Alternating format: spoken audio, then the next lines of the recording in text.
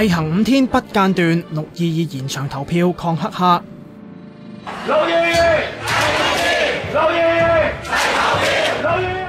毅行第5日啦，300人頂住高溫，除咗有後生仔，書記終於揾到個前輩啦。點解今日你成91歲咧？點解仍然要上街啊？我盡我自己嘅份力咯，盡咗份力啊！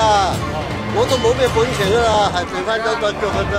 雖然屋企都叫佢唔好咁辛苦，但係佢就包拗頸，話7·1都要出嚟行。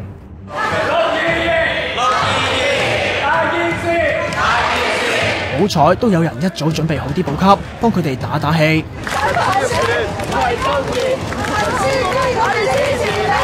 如果我哋再唔行出嚟呢，係一國兩制被人攞晒，港人治港空話。行得咁辛苦，都係想6·22叫多啲人出嚟投票，向中央表態不要假普選。不過好不幸呢，我哋嘅工作呢，現在呢係受到我稱之為科技暴力嘅威脅同埋影響。呢幾日黑客向港大民研電子平台史無前例施襲，專家就話要國家級設計先應付到，中庭院就報咗警㗎啦。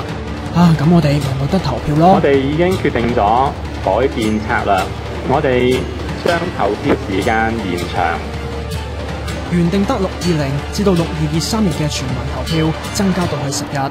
市民可以喺6月20號至到29號期間，透過 Apps、港大民研網站同埋實體票站投票。你用高科技，我用低科技嘅方式嚟回應你，就係我哋開更多嘅票站，我哋用紙張嘅投票。提大家啦，原定22號嘅實體投票日，29號都有，23至到28號呢就可以去城大，不過淨係夜晚開放㗎咋。佢哋唔排除7·1當日會加長添。